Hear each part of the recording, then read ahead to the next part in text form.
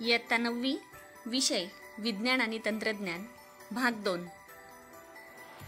विद्यार्थी मित्रांनो, आपण प्रकरण 17वे जैव तंत्रज्ञानाची ओळख याचा अभ्यास करीत आहोत.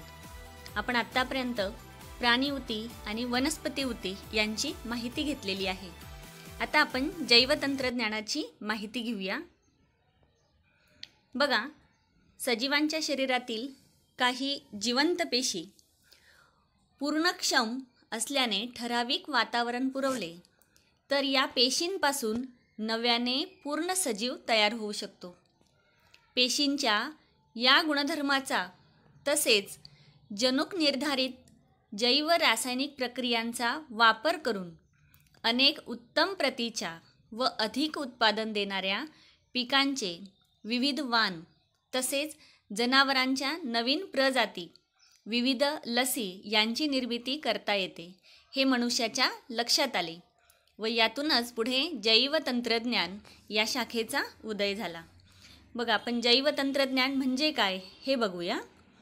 जैव तंत्रज्ञान बायोटेक्नॉलॉजी नैसर्गिक गुणधर्माव्यतिरिक्त नवीन गुणधर्म धारण करणाऱ्या वनस्पती तसेच प्राणी यांची उत्पत्ती या तंत्रज्ञानाच्या मदतीने झाली आहे. हे आता आपल्याला माहितीच आहे. आपण अनेक वेगवेगळे प्राणी आणि वनस्पतींची माहिती इथे घेतलेली आहेच. मानवी फायद्यांच्या उद्देशाने सजीवांमध्ये कृत्रिमरित्या जनुकीय बदल व संकर घडवून सुधारणा करण्याच्या प्रक्रियांना जैव तंत्रज्ञान असे म्हणतात. ही व्याख्या लक्षात ठेवायची आहे. या तंत्रज्ञानात जनुकीय अभियांत्रिकी व उती संवर्धन या दोन्ही तंत्रांचा समावेश होतो. त्याचा उपयोग प्रामुख्याने नगदी पिकांचे उत्पादन, त्यांच्या प्रजातीमध्ये सुधारणा, पर्यावरणीय ताण सहन करण्याच्या क्षमतेत वाढ, लस निर्मिती, जन्मजात रोगाचे निदान, इंद्रियांचे रोपण, कर्करोग संशोधन, प्रयोगशाळेत कृत्रिम त्वचा कुरचा तयार करणे या क्षेत्रात होत आहे. आपण उती संवर्धन म्हणजे काय हे बघूया. बघा, आता या इथे चित्रात आपल्याला दाखवलेलं आहे. उती संवर्धन इथे केलेले आहे आणि उती संवर्धनावर आधारित केळींची रोपे व त्यावर आधारित इथे शेती आपल्याला दाखवलेली आहे. एकाच झाडावर 2-3 वेगवेगळ्या रंगाची त्याच जातीची फुले आलेली तुम्ही पाहिली असतीलच. हे कसे शक्य आहे बरं? शेती बागायतीच्या संदर्भात आपण एक अत्याधुनिक तंत्रज्ञान अभ्यासूया. सजीवांच्या शरीराबाहेर पोषक व निर्जंतुक माध्यमात त्याच्या पेशी किंवा उतींची वाढ करणे या तंत्राला उती संवर्धन असे म्हणतात.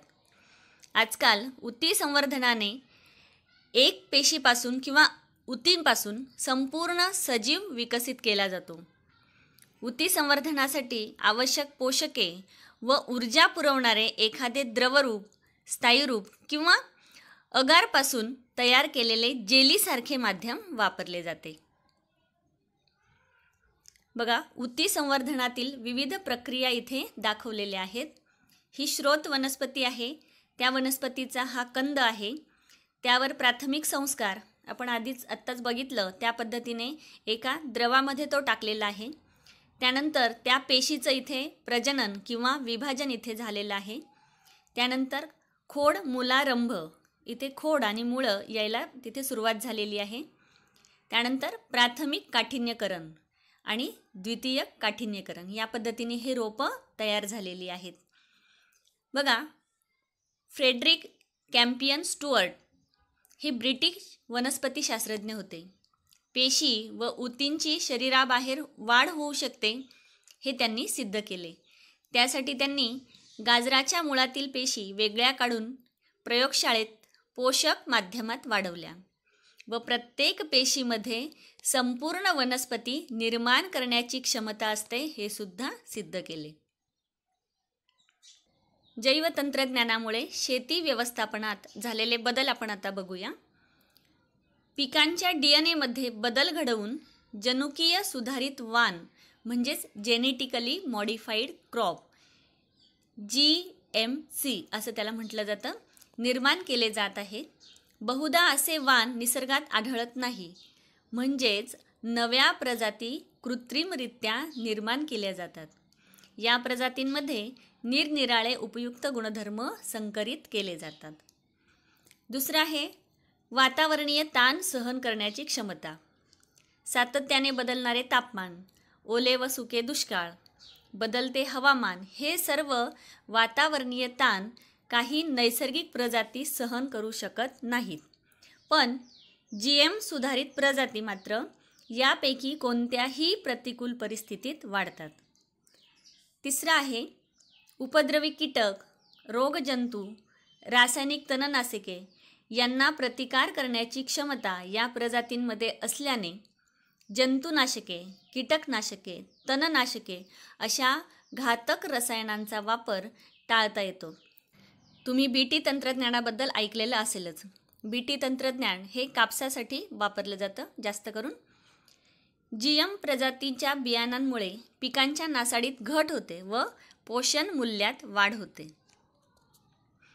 बघा, अशा तऱ्हेने सर्व गुणसंपन्न पिकांची बियाणे निर्माण होत असल्याने जगभरातील शेतकरी हल्ली मोठ्या प्रमाणावर GM पिके घेत आहेत, म्हणजेच जेनेटिकली मॉडिफाईड.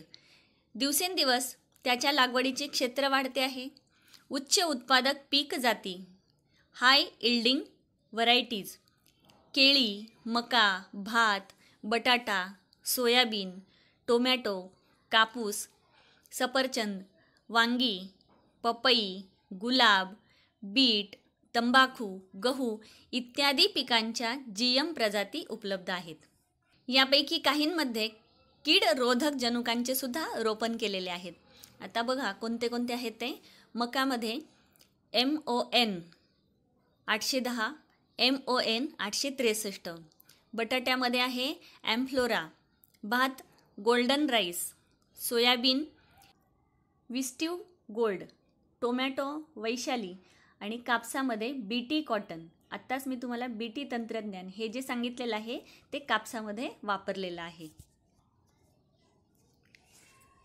उद्यानविद्या, रोपवाटिका व वनीकरण क्षेत्रात जैव तंत्रज्ञानाचे उपयोजन, म्हणजे जैव तंत्रज्ञानाचा या सर्व ठिकाणी कशा पद्धतीने उपयोग होतो हे आपण बघूया. लहान मोठ्या प्रमाणावर बागा बनवणे, उजाड जमिनींवर वृक्षारोपण करून वने तयार करणे, ऱ्हास होणाऱ्या जंगलांचे पुनरुज्जीवन करणे, या सर्व उद्योगांसाठी रोपवाटिकेची गरज असते. त्यासाठी मोठ्या संख्येने रोपे पुरवावी लागतात. उती संवर्धन तंत्राचा वापर करून रोपे बनवणे या उद्योगांसाठी फायदेशीर ठरते. मग बघा, आता त्यासाठी आपण काही माहिती घेऊया. उती संवर्धनामुळे उत्कृष्ट प्रतीची फुले, फळे येणाऱ्या वनस्पती मोठ्या प्रमाणावर तयार करता येतात.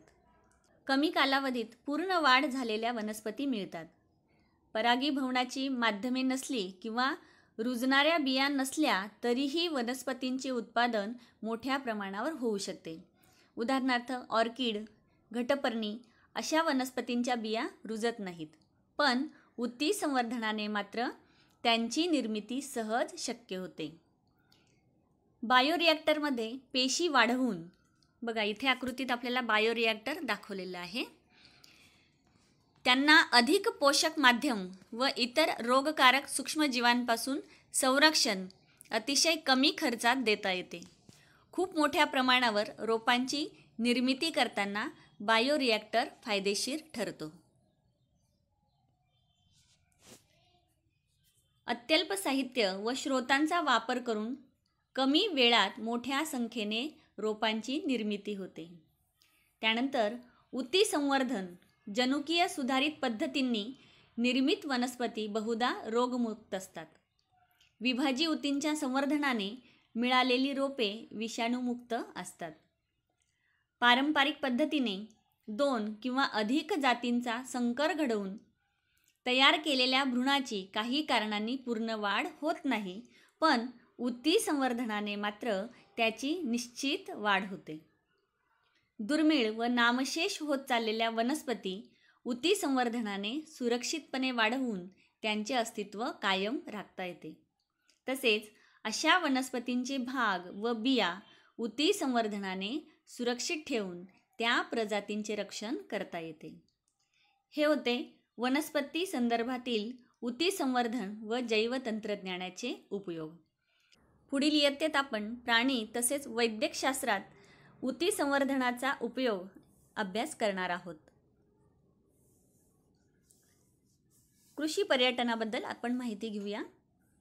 पुरेशा जमिनीची उपलब्धता असल्यास कृषी पर्यटन केंद्र हा नव्याने उदयास आलेला छान उद्योग आहे. ऊती संवर्धनाने फुलझाडे, फळझाडे, शोभेची झाडे, भाज्या, औषधी वनस्पती यांची मोठ्या प्रमाणावर रोपनिर्मिती केली जाते. त्याचपैकी काही प्रकारची झाडे पूर्णपणे वाढवून स्वयंपूर्ण कृषी पर्यटन केंद्र तयार करता येते.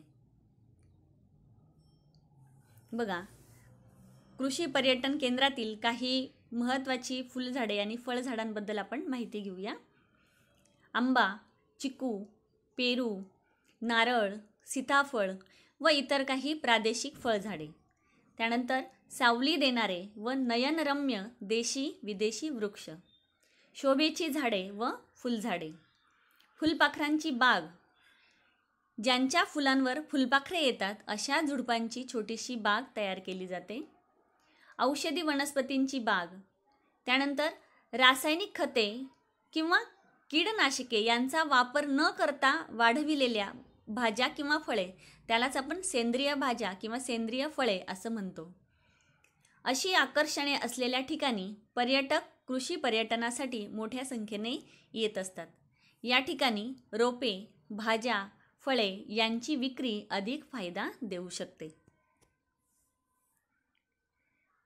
त्यानंतर आता आपण अभ्यास करूया शेतीपूरक व्यवसाय. पहिला आहे पशुसंवर्धन. बघा, आता तुम्ही तुमच्या जवळच्या किंवा अगदी तुमच्या परिसरातल्या एखाद्या ठिकाणी जर आधुनिक गोठा असेल तर तुम्ही तिथे भेट देऊ शकता आणि पुढील पद्धतीची तुम्ही नोंद करू शकतात. उदाहरणार्थ, गोठ्यातील जनावरांची म्हणजेच गाई म्हशींची संख्या किती आहेत, त्यांच्या वेगवेगळ्या जाती कोणत्या आहेत, एकूण दुग्ध उत्पादन किती होते, गोठ्यातील स्वच्छता कशी आहे, जनावरांच्या आरोग्याची काळजी घेण्यासाठी कोणकोणत्या उपाययोजना केल्या जातात, या नोंदी तुम्ही घेऊ शकतात. आपल्या देशात दूध उत्पादन व शेतीच्या कामात श्रमिक म्हणून मदत होण्यासाठी पशुपालन केले जाते. जसे दूध देणाऱ्या गायी, म्हशी, तसेच ओझी ओढणारे बैल, रेडे इत्यादी. मग बघा, साहिवाल, सिंधी, गीर, तसेच लाल कंधारी, देवणी, खिल्लारी व डांगी या देशी गायी व जर्सी, ब्राऊन स्विस, होल्स्टेन या विदेशी गायींचा वापर दूध उत्पादनासाठी केला जातो. दुधाचे उच्च व स्वच्छ उत्पादन मिळावे म्हणून पशुधनाची काळजी घेणे आवश्यक आहे. कशी ते आपण बघूया. गुरांना सर्व अन्न घटकांचा समावेश असलेला चौकस आहार द्यावा. त्यांना जाडे भरडे, कोंडायुक्त अन्न, चारा व पुरेसे पाणी द्यावे. त्यानंतर गुरांचा गोठा स्वच्छ, कोरडा व हवेशीर असावा आणि गोठ्याला छत असावे. आणि तिसरी उपाययोजना आहे गुरांना नियमितपणे रोग प्रतिबंधक लस टोचली जावी, जेणेकरून कुठल्याही रोगांना गुरांना सामोरं जावं लागणार नाही. त्यानंतर दुसरा शेतीपूरक व्यवसाय आहे कुक्कुटपालन. अंडी व मांस देणाऱ्या कोंबड्यांचे पोषण व पैदास केली जाते, त्यास कुक्कुटपालन असे म्हणतात.